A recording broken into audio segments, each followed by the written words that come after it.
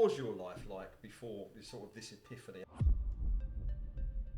I looked at myself in the mirror. I mean, if you do that and look yourself in the mirror for 30 seconds, you look at yourself and think, what am I doing? And I did. And I did it in sub 4 hours. It was like, this is achieving now after 6.5 years, still beyond my wildest dreams. They did a kids triathlon at 11 and 7.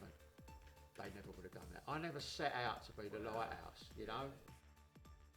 The money you save, we've never even talked about that yet. I think my app. This is Andy Garwood, and his story is simply phenomenal. On our first guest interview on Stuck as Fuck, today we're going to jump into his story, his relationship with alcohol, overcoming his challenges, and how in just the last 6.5 years he has completely transformed his life. But before we do, please make sure that you like this video and subscribe to the channel. The more support we get, the better our episodes become.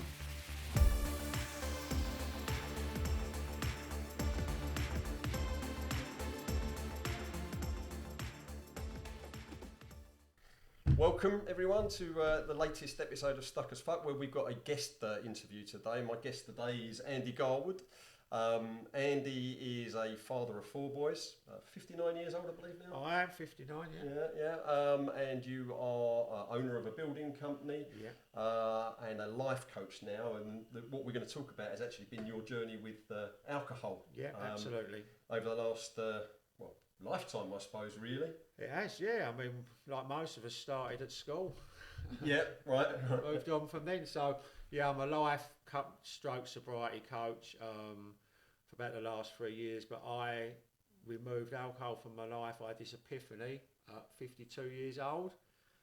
I'd had an ankle operation, and I should have been looking after it. I had the cast off, and then the week after, I went over to my local football team, West Ham. I put a Beckham boot on the Thursday, hobbled over there, normal stuff, got drunk, hobbled back on crutches, went home Thursday, Friday, Saturday, Sunday, still drinking. Sunday was the last game of the season against Man United, I remember it. Beckham boot back on, over to Stratford. Can't too much remember I remember getting home, but got in, had a few more gin and tonics. Woke up on the Monday, looking at myself in the mirror. I give myself a good hard look, and I looked at my ankle down there and it was throbbing. I should have been looking after it. I thought, what am I doing? And out the corner of my eye I caught a glimpse of my 6-year-old in bed. And I was an old dad, I was 52, so my boys were 6 and 10 at the time, and I thought they deserve better than this. And I looked at myself in the mirror. I mean, if you do that and look yourself in the mirror for 30 seconds, you look at yourself and think, what am I doing? And I did. And I decided I need to take a break from alcohol. Never thought I'd give up. Within an hour, I found this challenge, 90 days, alcohol free. So I signed up for that. And here I am 6.5 years later. Wow. Now, obviously, I've known you for a few years as well. So I remember the Andy that would be, bump into in a pub quite often, actually. Yeah. What was your life like before this epiphany? I mean, how much were you drinking? What was you... Okay, so running my building company, I was there 5 days a week. My kids was always first at football weekends. We had a Mediterranean holiday, an Alpine holiday, 2 cars. Nothing was wrong from the outside, you know. Fast forward 6 years, I looked back and thought everything was fucking wrong. So my life was Monday to Wednesday, getting over it was 3 or 4 pints and a couple of gin and tonics. That was me not drinking days. Double that Thursday, triple it Friday, Saturday, Sunday. And it was all habit, really. The going out days had stopped a lot. You know, it was a few on the way home from work and a few with other people weekends. Maybe the Sunday afternoon spent at the bar. But I was working 5 days in my business, firefighting. That's all I was doing looking back. Now I work 2.5, 3 days on it. I'm working on my business. It gives me time to coach other people. It gives me time for my trekking, gives me time for my keep fit, gives me time for other things. You know, I'm getting to that age now at 59 and I'm earning more from a building company than I was doing 5 days in it, just firefighting, just troubleshooting all day. Yeah, wow. So what a change and what a turnaround. You know, you shared some pictures with me earlier of the before and after, Yeah. and you're in really good shape. I mean, 59 years old. You showed me a picture earlier. We got a six pack. Yes, we've all got abs here somewhere. It's Yeah, just that yeah, you've got yeah. to find them. Yeah, absolutely. So you said, you know, your epiphany was you looked in the mirror. Yeah. Was that it, or had there been some doubts? Has there been some other things that have been going on for you before? Well, look, I mean, I've drunk for 35 years, pretty much non-stop. I had done a few dry Januaries, and most people who do dry January purely using willpower. I mean, willpower is a muscle. It's like any other muscle. It's going to give out. I mean, you're doing press-ups. Eventually, your arms are going to give out, and it's the same with willpower. So that's all my dry Januaries was based on. But yeah, I'd thought about it for a good few years, probably from at least 50, and it was 52 when I give up. And the reason I probably didn't, because I thought, well, what's the point? You know, what's the point? I've drunk all this life. Any damage I've done is probably done. You know, I used an asthma pump. I had psoriasis coming on my legs the last 2 years. The doctor said it runs in the family. Your mum had it, your granddad had it. Put this gel on. I removed the booze. 8 months later, I've never used an asthma pump in the last 6 years. My psoriasis has gone. I'm 35 kilos lighter, which is 77 pounds. It's like having 11 babies wrapped around me. I think, you know, if I was still that size now and still drinking, I would have had the onset of type 2 diabetes, all these other things we get. My mental health was shot, and that was probably another thing. I was starting to get anxiety. This Sunday night after a big session all weekend, you know, the culmination of your drinking Sunday afternoon, fall asleep in the chair, wake up at 2 in the morning, Monday morning the Grim Reaper comes, everything is catastrophised. How am I going to get through the day? How am I going to get through the fucking week? What's going to happen? And we get on this hamster wheel, you know, and Monday you can't talk to anyone, you can't send an email. Tuesday you might feel a little bit better, maybe you can not eat as much stars, eat a bit healthier, maybe you can send an email and confront some people. Wednesday you're feeling a bit better, you know, maybe you can even go to the gym. Thursday you go out and say I'm only coming out for a couple, back on the hamster wheel again, and that is how it goes. And I had this epiphany. I always knew, because as we had our children when they was 5, so probably 3 years before I stopped, we moved to Billericay. And I know we don't fat shame and do stuff, but I told myself I was the fat old dad at the school gates, and now it's completely different, you know.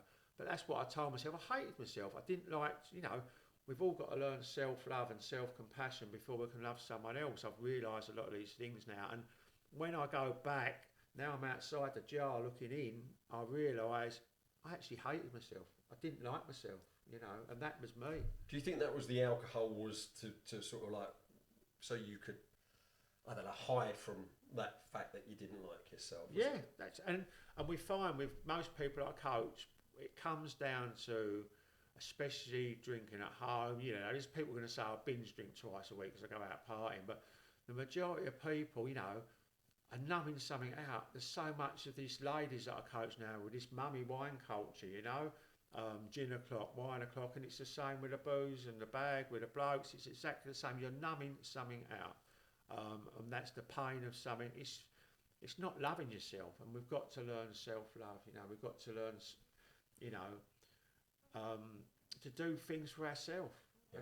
Learn to love ourselves again. Yeah, and obviously the other impact is, you know, the rest of your family and you know, your kids. Like you say, you've got young kids, you want to be around for them, and you can see all of these things. So I totally get it. I think that's you know, a message that I've learned probably a bit too late on in life is about self-love. And it is about, you know, we seem to do things for others, but we've got to do this stuff for ourselves first. It's that analogy of the oxygen mask. If you can't put it on yourself first, then you're not going to be much use to anyone else. Absolutely.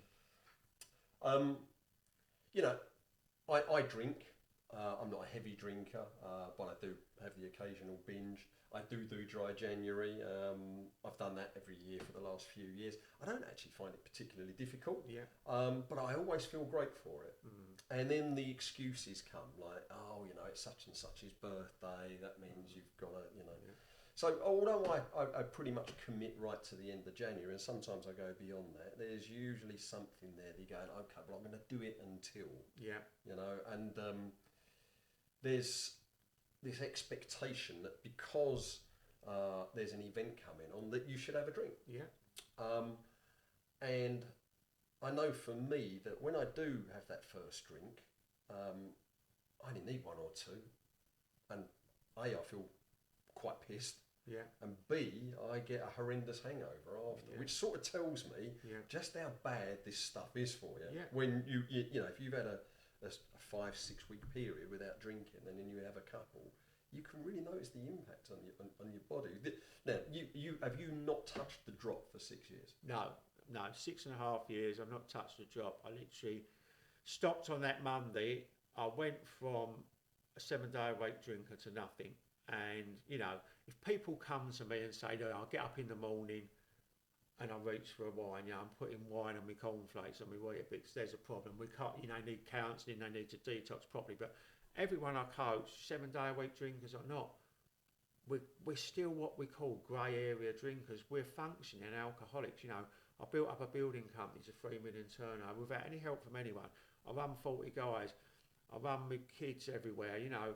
All these things I coped with while drinking this amount of alcohol, but it's slowly got on top. And I think over the from 50 to 52, I just had enough of I was just sick and tired of being sick and tired, really. I really was. And like you say, we've got to learn to love ourselves, but you know, the oxygen mask scenario, you know, if we don't, self-care, practicing stuff on ourselves isn't selfish. You know, it's not selfish to get up in the morning, to have that time to, like we said earlier before we come on, Mark, you know, to journal, to breath work, to meditate. Whatever you do, you can write your book before the world's got up, because that's what comes back to your life. Your mornings come back. Yeah, that's one of the biggest wins I've had. My mornings have come back. Yeah. I can do so much work before the world's got up. It's unreal. Yeah, it makes a big difference, doesn't it? So I want to go back to sort of like your journey through those first, you know, few days. You've made this decision. It's sort of something that's been bubbling away with you. Yeah. And you know, I suppose what we do is we normalise it. You know, I'm a drinker. That's what I do. I'm part of. You make it part of your identity. Yes, of course you do. Yeah. And so you know, that's a really tough thing to do. Is to look in the mirror sometimes and go, this ain't right. You know, this is an identity that I've created, but I know deep down it's not working for me. I know deep down that this is not who I want to be, where I want to be. So you made that decision to, you know, quit. Right there, right then. Yeah. Now that's those sometimes that's that sort of big light bulb moment that you get. But a lot of people fail. They'll have that. And they might start with something like, and I totally get your point about, because I'm an ex-smoker as well, so I used to try and quit smoking with willpower, never worked. Yeah. You have to make a contract with yourself. Right? Yeah. So that's it, I'm done. And I've never smoked again. And actually I didn't need any willpower to quit, so I get what you're saying. If you're feeling that you're battling against yourself, that's the challenge. So how did you deal with that? So when you made that decision, what was it? What was that like for you? Well, I literally made that decision because of my children. So what I know now is you've got to get your biggest thing is to get your whys down. What are your whys? And, you know, I didn't know this till I signed up for this 90-day challenge. And then I had a daily video. It's basically coaching online, which, you know, I've got some stuff that I put out there now for the first 30-day videos, just a cheap way of getting started. But it was, take a photo of yourself. What are your whys? Why am I giving up? So my whys was, I was an older dad, my children were 6 and 10, and I was 52. That was my big whys. And I find with people's children and their whys, it's a massive win, because it's hard to fail them. People say, oh, I'd die for my kids. They'd die for them, they wouldn't fucking stop drinking, a lot of them. So anyway, on this Monday, you're asking about this first week, I said, I'm not drinking for 90 days. What do you mean you're not drinking? A friend who you know, they had a royal wedding party in the FA Cup final, Jay's house, who you know, and it was on the Saturday. On the Tuesday, because I'm not drunk on the Monday nights, my wife must have thought, he's a bit serious here, he's not drunk on a Monday night. You're going to drink at the party, aren't you? No, I'm not drinking. Because there's always, like you say earlier, there's always something coming up. We use it to commiserate, for funerals, we use it to celebrate at weddings and whatever. So my wife said, you've got to drink. They're putting a lot of effort into it. I said, I'm not drinking. There's always day one or one day. That's all that ever is. There's always going to be an event coming up. So by the Wednesday, I actually got told, if you don't drink, don't bother fucking coming. And that's what I was told to this party. So it was the royal wedding. It was Charles and it was the other one, whatever his name is, Prince whatever. And then it was the FA Cup final afterwards. So all the ladies was going round dressed up to watch the royal wedding. The guys was going up the high street, and then they was all coming round. So I took my alcohol-free beers round on the Friday night. I turned up about 5 in the afternoon with a few others. Straight away, I was handed a can of Stella. Get that down here. I said, I'm not drinking it. I said, I'm not drinking. Jake, about an hour later, Jace, there's another one. You've got to drink. I said, I'm not drinking. After that first hour went, and this was completely new to me now, being at a party, people are getting louder, the girls have been there all day. I was actually quite taking it in and enjoying it. And then by the end of that, after the first hour it goes, people leave you alone. I'll give a few people a lift home, and it was quite fun to listen to them. And that, I really remember that first week. Yeah. There's certain people I took home, they know who they are if they watch this, and it was fun listening to them. And then the WhatsApp goes the next day, people, what did I do, what did I say, the normal stuff. And that was my first week, and that will always stick with it. But it's getting these daily wins in. So you've got your whys, then it's how do you want to be in 90 days, what do you want to do, set up a 90-day challenge. My 90-day challenge was to put a live video into the group, which we can talk about later, when I went on my first holiday at 90 days. And you know, it's just following this advice, looking for small positive steps rather than concentrating on what we're giving up. It's what we're gaining, and that was what it was, positive psychology. And I really get that. It's a fascinating journey. What was it like physically for you those first few days? You know, especially when you got people so short into the journey, putting a beer in your face and saying no. What was that like? It was quite tough, but I'm probably got that mindset that probably made me even more that I wasn't going to succumb to it. I mean, physically for any effects, after drinking every night, I had a couple of sweaty nights in bed. I had no other things. You know, if you get shakes and things like that, you need to detox properly. Even though I drank all that time, I was a bit worried about knocking it on the head. You know, I'd done a few dry Januaries, so I know nothing was going to happen, but we always say, if you are worried, get doctor's advice. But a couple of sweaty nights in bed, and the sleep can take 2 months really, but my sleep within a month was sleeping like a baby. You start to get a bit of clarity back after about 14 days. I mean, my day 7 photo, you wouldn't notice any difference, but after 2 or 3 months, you really do notice a difference. And these people putting a drink in your hand, it's back to the old analogy. They want to reinforce, their primitive monkey brain wants to reinforce it's okay for them to drink. And we are the product of our 6 closest associates in life. If you hang about with 6 criminals, you're going to be the 7th. 6 millionaires, you're going to be the 7th.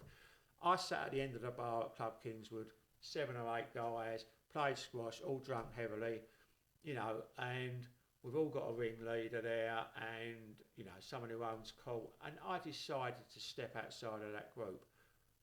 Then their primitive chimp brain's going to go, hold on a minute, why is he doing that? Maybe they start to question their drinking. They don't like it. We like people around us to reinforce it's okay for us to drink. And if someone doesn't, it's, subconsciously your brain is thinking, why are they not doing it?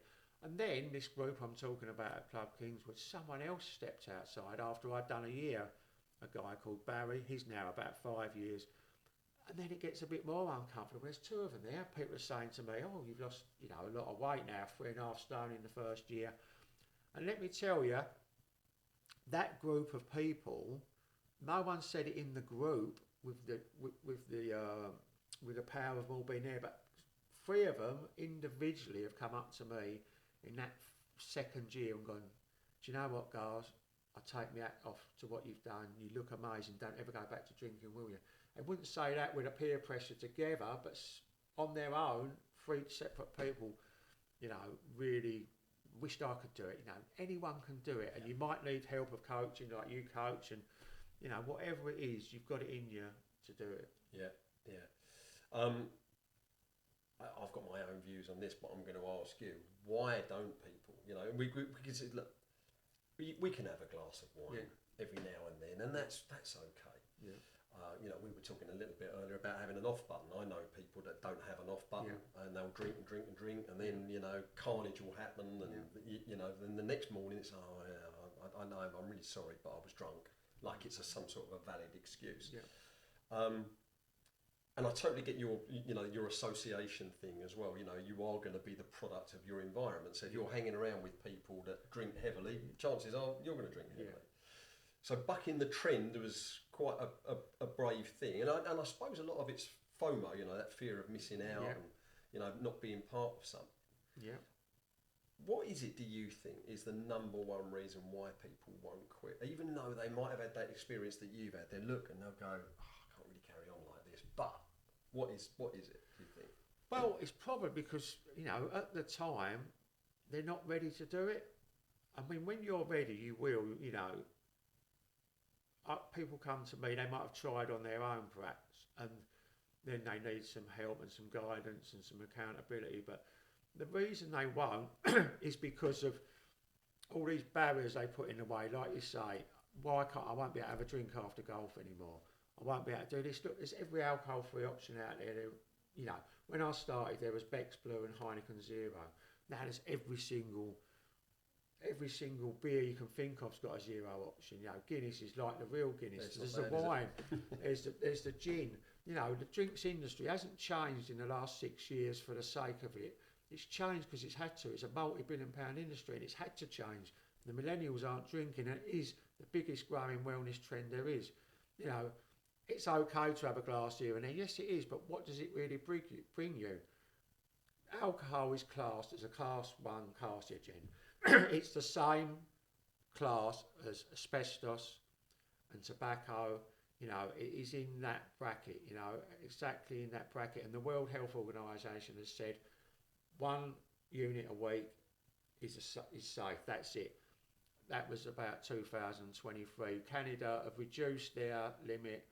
I think the UK's was about 18 to 20 for women and men, which Canada was the same. They've reduced that to 2 units a week for men. I mean, it's not worth drinking, is it? It's not worth, if you're going to have 2 units a week, is it really worth it? Because that is, for a lot of people who haven't got that off switch, or not even that off switch, but can't just have 1 pint of beer, why would you want to? Why would you want to risk that slight downturn? That can affect your sleep massively, just having 1 or 2 units. I know you don't know it, but if it's measured properly, it really, really does. It has an effect on your performance. We can get really granular with all this. I don't know the science behind it, but really and truly, it's a class 1 carcinogen. They come out sometimes, I just see something in the Daily Mail that says, having a glass of red wine at night is good for you, because they find 1 antioxidant in it that's good. Yeah. 1 antioxidant. It's like saying, there's this beautiful bay across there and you live there. If you swim across there every day, you're going to get really fit and healthy. But when you swim it's ridden with sharks, that sort of analogy it is, there's no health benefits to it whatsoever, mentally, physically, none at all. Well, on that point as well, I always say that, if you want a better life, don't read the Daily Mail. Yeah, absolutely, yeah. So, okay. So, what do you think the big lie is that people tell themselves about alcohol? What's the lie? You've just alluded to part of it as well. Is that 1 drink a day can be good for you because there's an antioxidant in it or whatever. But what's the lie? The lie is I can't live life without it. It's so ingrained in society. Like we say, we commiserate with it, we celebrate with it.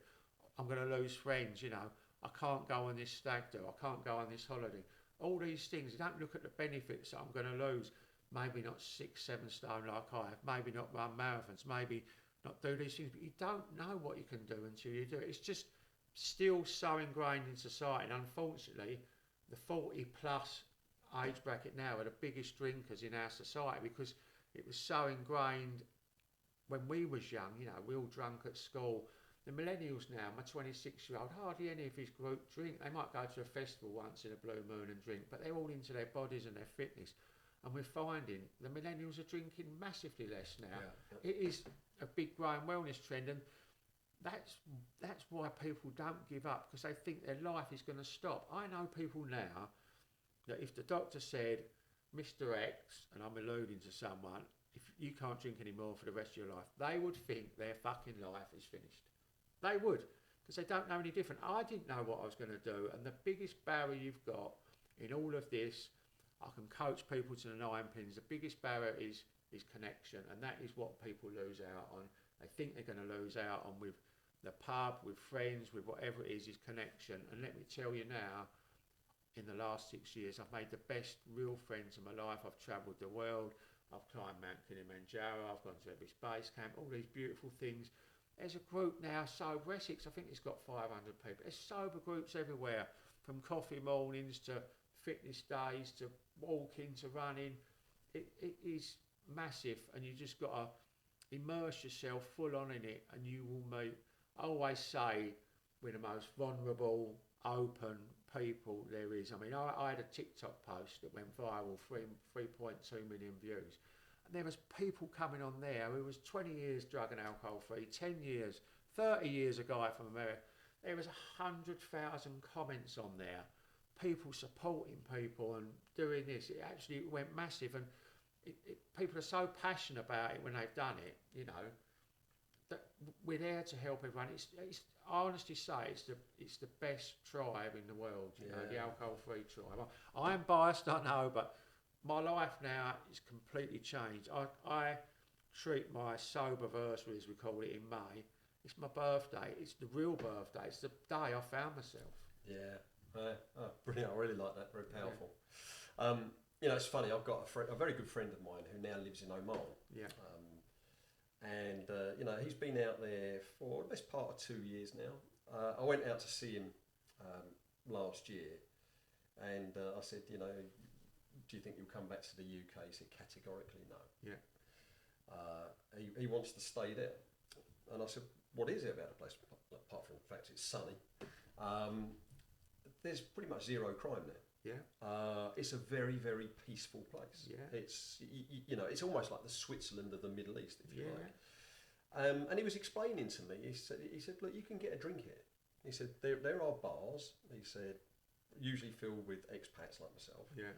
But you're going to pay 15 quid a pint. Yeah. And he said, and if you want wine, it's a lot of money. He said, but there's a reason why it's so expensive. And that is, what they don't want is the people that are at the sort of the lower end of the sort of like earning cycle having easy access to alcohol because it causes all the problems. Yeah. And he said, and it works. He said, so yeah, I go and have a drink. He said, but I don't drink as much as I used to. He said, certainly don't drink at home. And he said, so I do go out and have a drink. And he said, and that's our sort of our get together. You know, it's going to fly in the face of some of the reasons you've given. But there is a big societal side to it as well, isn't there? If you look at a lot of the problems we have in this country, probably alcohol's at the root of most of it. It is, yeah. It's the biggest cause of... Alcohol is the biggest cause of death of all the drugs you think of, cocaine, of heroin, everything. It's alcohol. 80% of people in prison, 80% of murders has got alcohol related to them, whether it's alcohol being the gateway drug to other drugs, you know. But alcohol is 80% of the people who commit murders. Alcohol is involved. Something like 60% of the people in prison, alcohol's been involved one way or another in what they've done.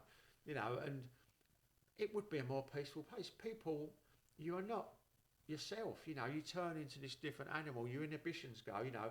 And when we say alcohol is the gateway drug to other drugs, you know, there's always the elephant in the room with cocaine nowadays, and, you know, it's there for, you know, it's the middle age thing as well. It's still happening, and we're talking about these people dropping down dead at 50 and 60 and other things. And, you know, it's when mixed, cocaine and alcohol, it produces this nasty little thing called cocoethylene, which attacks the heart. It stays in the blood for another 8 hours, and it causes heart attacks in people. All these things we're risking ourselves, and people don't know the true facts of it. But there's a lot of people who wouldn't go on to these other things if they didn't have that first pint of beer.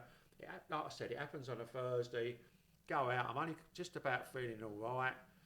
I'm going to have a couple of pints and I'm going home. 3 pints in, someone calls one on, you're back on the hamster wheel again for another week. As simple as that. You know, it is the gateway drug. And it's not just a gateway drug to other drugs, it's the gateway drug to inconsistency, to not drinking, to eating shit the next day when you see the McDonald's breakfast on the office table or the Greggs, or the Subway. Because if you want starchy, shitty food to get over it, it's a gateway to leading, for me, being biased, not true to yourself. Yeah. This is a bit personal, so I hope you don't mind me asking. But you've gone through divorce fairly recently, as have I. Yeah. How much do you think that your decision to quit alcohol has attributed to that? Probably a lot, because if we were still drinking together, we still wouldn't be living our true lives. I can say, we're best friends now. It's the best thing we ever did for the children. Everyone in the situation is happier. But I would say if you've drunk all your life since school, excuse me, you do not know who you are. You do not know your authentic self. I didn't have a clue who I was, let me tell you that. All these things I do now, I didn't even know what I liked. I thought the only way up a mountain was on a chairlift scheme. I didn't know I liked walking up mountains. All these other things that I do now, I didn't know what I liked. And I suppose we met through drink. Drink was a big part of our life. We drunk as drinking buddies. We liked fine dining, going out, and we become further. It wasn't just the be all and end all, but it made me brave enough to make that decision, and now we both thank each other for it. It was a brave decision, but the best decision. And unfortunately, alcohol makes you fucking weak. It just makes you weak. You go on to it again that night to numb stuff out, and it makes you weaker and weaker and weaker. It makes you braver. People say, "Oh, I need it to. I can't go in a room full of people and socialise. I need that first little bit. I need to take the edge off." Let me tell you, I was exactly like it. I used to have a drink before I went to some networking things, but now I can get up on the stage and talk to anyone. I couldn't have done that even with alcohol. I found my authentic self, and you do not know who the fuck you are unless you take an extended break from the booze. The whole of this life is about finding out, with the coach inside, getting alcohol free first, but finding out who the fuck we are, where we want to go, and how we're going to get there. Dress it up with beliefs and, finding your purpose and all this. That is what it is. Who we are, where we want to go, how we're going to get there. We ain't coming back to do this life again. We're on this rock once, it's not a rehearsal. And that's what we realised. And I always thought, 52, what's the point of doing it now? I've drunk, I've done any damage.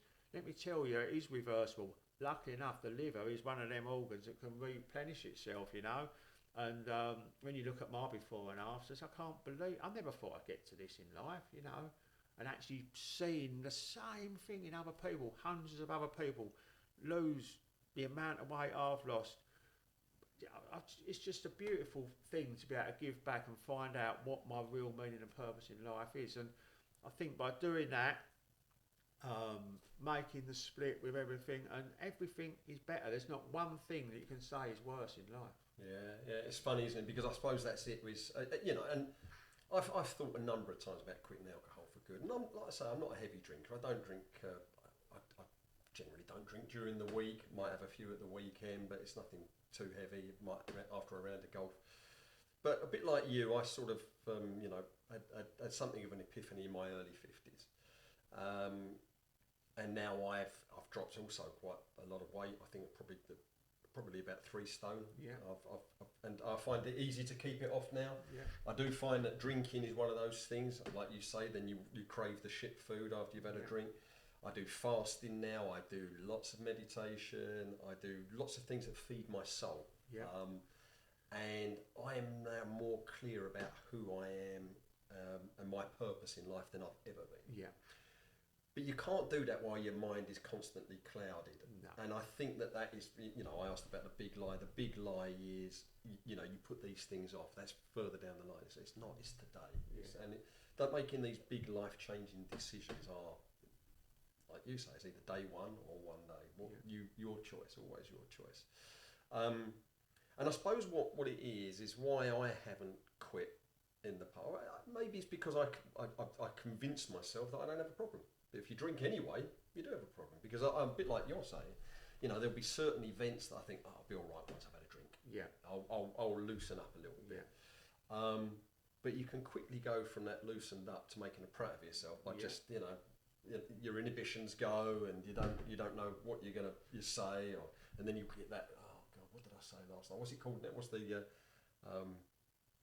I don't know. I can't remember. It's like it's a play on words, but it's hangxiety. Yeah, hangxiety. You got that hangxiety. Yeah. You know, oh god, what did I say? What did I do?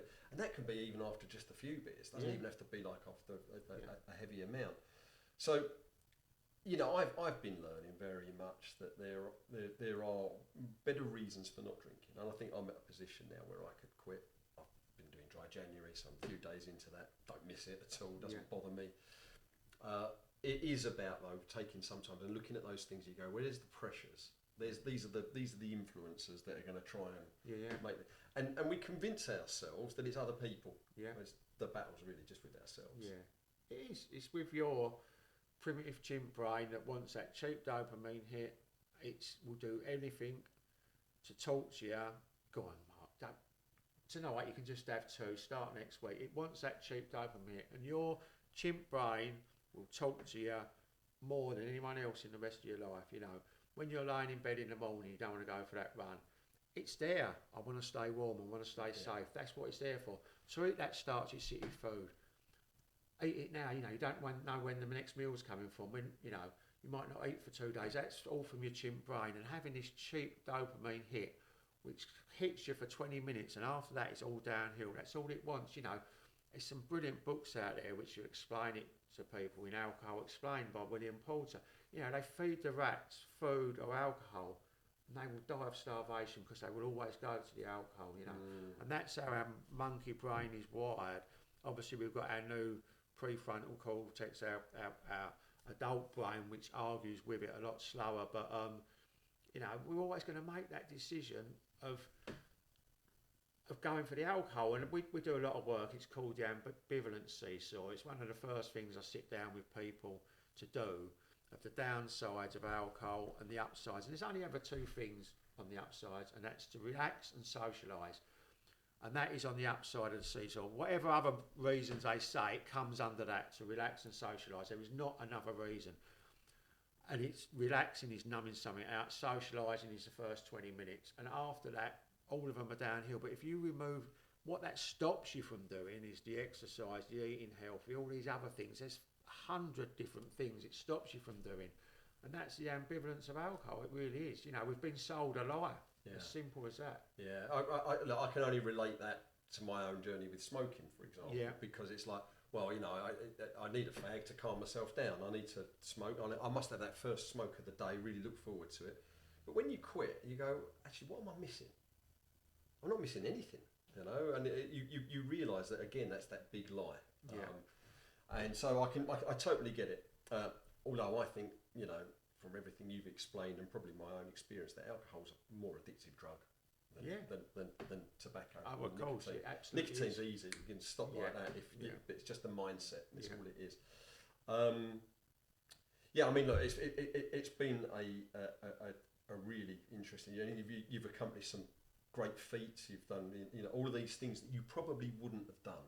I wouldn't have done any of them. And the biggest one was last year. But I mean, starting off at the beginning, so my 90-day challenge, which you had to do, was part of building this positive mindset, was to put a live video into the group. Now, I went to this group, they had a big London power-up after about 6 weeks. And it was very ritzy, Americanised. They was throwing this fluffy microphone about the room, and I thought, if that touches me, I'm going. I can't fucking talk to anyone. I'm still full of anxiety after 4 or 5 weeks. And then at 90 days, I had to put a live video on. And we was going on an all-inclusive holiday at 85 days. And I was going to drink because my 90 days was up. And about 85 days, I just come out of this fog. And this is what happens, say to everyone, somewhere between 70 and 100 days, you come out of this fog and the magic happens. We don't know why it is, whether you drink once a week or 7 days a week. This magic happens between 70 and 100 days. We got to 85 days, got to 80 days, and I said to my wife, I'm not going to drink on holiday. Well, we go away 5 days' time, you've got to drink, you know, you'll be 90 days out there, you can drink. I said, you know what, I don't want to. So we went off, big triggers at the airport, first time through the airport. You're always going to get triggers. It's the first time seeing the champagne and oyster bar or the Weatherspoons, whatever it is. Got through the airport, went to Cyprus, put my video on after about 8 takes on the beach in the morning. Put my 90-day video on, and there I was, signed up for 365 days. Here we go. That holiday, I was down that beach in the gym in the mornings. I told myself that holiday it was going to be shit, catastrophise it. I'd be the only person all inclusive not drinking. I'd be boring. Let me tell you, other mums and dads was out on that beach at 7 in the morning. Other people was lining up in the gym to go in. I told myself everyone else drunk. They don't fucking drink. I've met some great friends there. We went up paragliding with my boy who was 6 years old, doing things that we never would have done. Let me tell you, I was going out at night with my 10-year-old round the shops and out of the complex while they stayed in, doing things, being present. It was an unbelievable holiday. And then for my 365 challenge, bearing in mind I'd had this ankle operation, I still hadn't run. I signed up for a triathlon sprint the following May. The reason I did that because I thought it was only a sprint, so it was a 600 metre swim, it was a 25-mile bike and a 5-mile run. I thought I can do the run, I can do the bike. I swam like a lead balloon. I had swimming lessons at the tri-farm, did stuff like this. So I started to run in about the October. I did my first park run at December on Christmas Day. And then I did this triathlon in May, literally a week before my 1 year without drinking. And I completed it, did it well. My boys come and watch me. You know, there's my fan club. And they see the proper triathletes there with the £10,000 bikes, you know. They loved it. They see their dad, their fat dad at school, he's done his first triathlon, 3 stone lighter. But they said to me a week later, can we do one? So the following year, they did a kids triathlon at 11 and 7. They never would have done that. I never set out to be the lighthouse, you know, and that would never have happened. That's something that wouldn't happen. And then they've done other things, you know, and yes, it has rubbed off. I never set out to be a lighthouse, but I suddenly thought, fuck me, I'm a lighthouse here. They've done a kids triathlon. They've done Spartan races, you know, these OCR races over the hills in Windsor and places, you know, where we went, went off into the forest, come back cut. You know, none of these blokes society we live in. It's a great thing for kids to get out to do, and they'd seen me do Spartan races, you know, and I think it's really, you know, inspired them and given resilience to see what I'm still doing. And then of course the money you save, we've never even talked about that yet. I think my app is over £80,000 already in 6.5 years, and that's old money. That's not including other condiments that you might get onto. That's not including taxes. But the biggest thing, it's not including lost productivity, and that's the big when the money saves. As I said, I'm earning more money now in 3 days in the same company as what I was in 5 days, you know. So I've climbed, first of all, climbed Mount Kilimanjaro, went with alcohol friends. I set it up from around the world, from Washington State, from Washington DC, from Canada. We climbed, we went to every space camp last year. And then, May 2023, we did every space camp, and I was with a running coach on the, I hadn't run then since the triathlon, because I kept getting injured, and I've got a screw in my ankle, which was why I had this ankle operation at the beginning. So we'd done every space camp, and she said, why don't you run anymore? You've not run for 3.5 years. Because I keep getting injured. Why? How do you run? Well, if I run today, I try and run faster than Monday. If I run, it was always trying to run faster. Right, just try Couch to 5K with me. So 7 weeks, May 23, I did Couch to 5K. I did my first park run in July 23. I did a 10K in November 23. I did Brentwood Half Marathon in March 24. Then I signed up for a marathon. I never thought I would do a marathon in my life. I just done Amsterdam Marathon in October last year. Brilliant. My first one at 59 years old. And I did it in sub 4 hours. It was like, this is achieving now after 6.5 years, still beyond my wildest dreams. And I can remember my granddad's brother saying years ago when the London Marathon first ever started 30 odd years ago, I wish they had that out when I was young, and that always played in the back of my mind that it's on my doorstep, it's the biggest marathon in the world, and I'll never do it. I'm in it next year. You know, I've just run Amsterdam Marathon in less than 4 hours at 59. If I can get a sub 3:47 at London, I can go and run Boston, age related, for the best in the world. Fuck me, I've never been a runner. Yeah. But now I'd say I'm a runner. You know, at 59, I've found something else that I never thought I'd do in my life. Yeah. You know, it just never stops giving. It really doesn't. An amazing story. And you're running for a charity, presumably? Yeah, running for a charity. Yeah. Okay, maybe you can give us the details and we can share that as well. That'd be awesome. This is a really inspiring story. Yeah. And I think, you know, it fits really nice with the stuck as fuck, because I think that's what happens. People feel stuck in the life that they've got. You know, that is the best name ever, because I use this analogy, Mark. Sorry for butting in here, but it's a great time to do it. You know, it's like you've got this tunnel and you're the train, and you are stuck as fuck. You won't go into that tunnel. You won't commit. You've got to get in that tunnel. You're going to get bashed about a bit, but there's light at the end of it. You know, and I signed up for 90 days, and I knew I was going to get bashed about a lot. You know, the first week I went to this party. It's fucking yes.